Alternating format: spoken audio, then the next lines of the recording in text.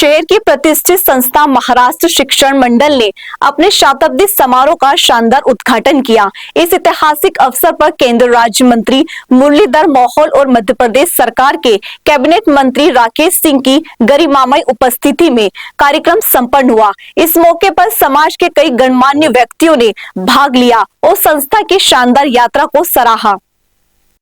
उद्घाटन समारोह में मुरलीधर मोहोल ने कहा, हिंदी भाषी क्षेत्र में मराठी समाज द्वारा 100 वर्षों तक एक शैक्षणिक संस्था का सफल संचालन एक बड़ी उपलब्धि है। वही राकेश सिंह ने 1942 के भारत छोड़ो आंदोलन में कमानिया गेट पर झंडा फहराने और शाला के हुतात्मा गुलाब सिंह के बलिदान का उल्लेख कर उनकी प्रखर देशभक्ति को नमन किया।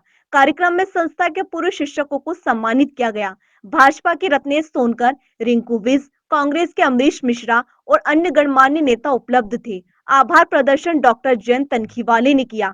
इस अवसर पर प्रशांत पोल ने शिक्षण मंडल के इतिहास और शताब्दी वर्ष के आगामी कार्यक्रमों की जानकारी दी।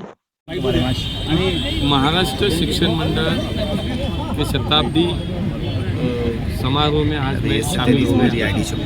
तो मुझे बहुत बड़ी खुशी हुई कि 100 साल पहले महाराष्ट्र के हमारे कुछ मराठी लोगों ने यहाँ पे स्कूल शुरू किया। आज उसको 100 साल पूरे हो गए और लगातार पिछले 100 साल से एक पवित्र कार्य यहाँ पे शिक्षा देने का कार्य कर रहे हैं। तो आज उनको शुभकामनाएं देने आया था, सभी बच्चों से मिला, बहुत कुछ मराठी लोग यहाँ पे मिले और बड़ी खुशी हुई कि मध्य प्रदेश और महाराष्ट्र दोनों तो वैसे तो एक ही है, यहाँ की संस्कृति हो, परंपरा हो, दोनों की एक जैसी है।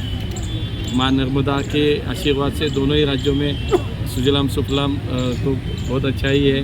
मुझे लगता है कि बहुत खुशी थी। आज पूरा दिन मैं यहाँ पे था, बहुत लोगों से मिला और एक बहुत आनंद महसूस किया है। जबलपुर में पुणे की कमी महसूस रही है फ्लाइट के लिए क्या है? आज मुझे बहुत लोगों ने बताया ये कि पहले थी, बाद में कुछ एयरलाइंस कंपनी बंद हो गई, उसके कारण वो हमारा रूट भी कैंसिल हो गया। अभी तो क्या है कि सीधा गवर्नमेंट के हाथ में कुछ नहीं है, क्योंकि सभी प्राइवेटाइजेशन हो गया, सभी एयरलाइंस कंपनी अपने अपने, लेकिन उसके बावजूद भी यहाँ के लोगों की मांग देखकर और यहाँ की और पुणे की जो कनेक्टिविटी है वो सीधे महाराष्ट्र और मध्य प्रदेश को जोड़ती है। तो मुझे लगता है कि बाकी शहरों को तो जोड़ती है, मुंबई हो गई, लेकिन पुणे और जबलपुर में एक विशेष रूप से एक सद्भाव है, प्रेम है, मुझे मालूम है। आज यहाँ के तो मैंने महसूस भी किया है। महाराष्ट्र विद्या मंडल के 100 वर्ष पूर्ण हुए हैं, एक नई सौगात भी मंत्री द्वारा दी गई है, कैसा देखते हैं आप?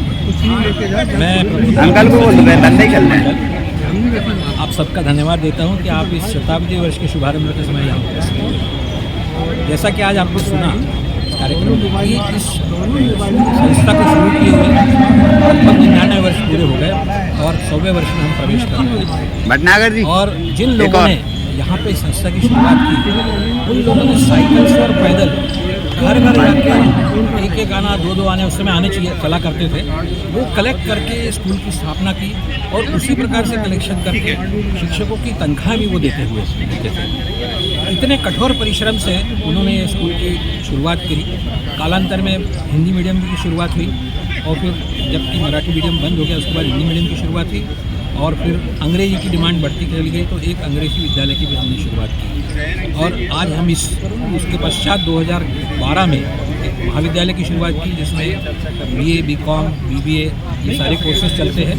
और अभी इसी वर्ष हमको लॉ कॉलेज की भी परमिशन सरकार से मिली है और लॉ कॉलेज भी अब शुरू होने वाला है। नाम अपना नाम बताइए। प्रमोद पाठक, सचिव महाराष्ट्र शिक्षा। अपने 99 वर्ष पूर्ण करके 100वें वर्ष में प्रवेश कर रही है जनवरी में। इसके माध्यम के लिए अवसर पर यह कार्यक्रम किया गया। इसके पश्चात हम सभी वर्ष भर सभी लोग मिलके और सांस्कृतिक कार्यक्रम हैं, खेलकूद के कार्यक्रम हैं और वाद विवाद प्रतियोगिताएँ हैं, साहित्यिक प्रतियोगिताएँ हैं, कवि सम्मेलन, बच्चों की रुचि की प्रतियोगिताएँ, इंटर स्कूल कॉम्पिटिशन, स्पोर्ट्स की, इन सभी प्रतियोगिताओं को हम वर्ष भर में संपन्न कराएंगे। और इसका अंतिम कार्यक्रम होगा 27, 28, 29 दिसंबर को होगा, जिसमें भव्य कार्यक्रम 3 दिवस होगा, जिसमें भूतपूर्व छात्र मराठी मीडियम के, भूतपूर्व छात्र हिंदी मीडियम के, कॉलेज के भूतपूर्व छात्र अंग्रेजी माध्यम के भूतपूर्व छात्र, इनका सबका अलग अलग कार्यक्रम होने वाला है और उनसे मेल मिलाप वो अपने एक दूसरे से करेंगे और उनके जो प्रोग्राम्स होंगे, सांस्कृतिक कार्यक्रम मंच पर हम लोग आयोजित करेंगे। और उसमें ज़्यादा संख्या में बाहर से शुभनाम। छात्रों की आने की संभावना है, उनको सबको आमंत्रित किया जाएगा और हम लोग इस तरह से वर्ष भर इस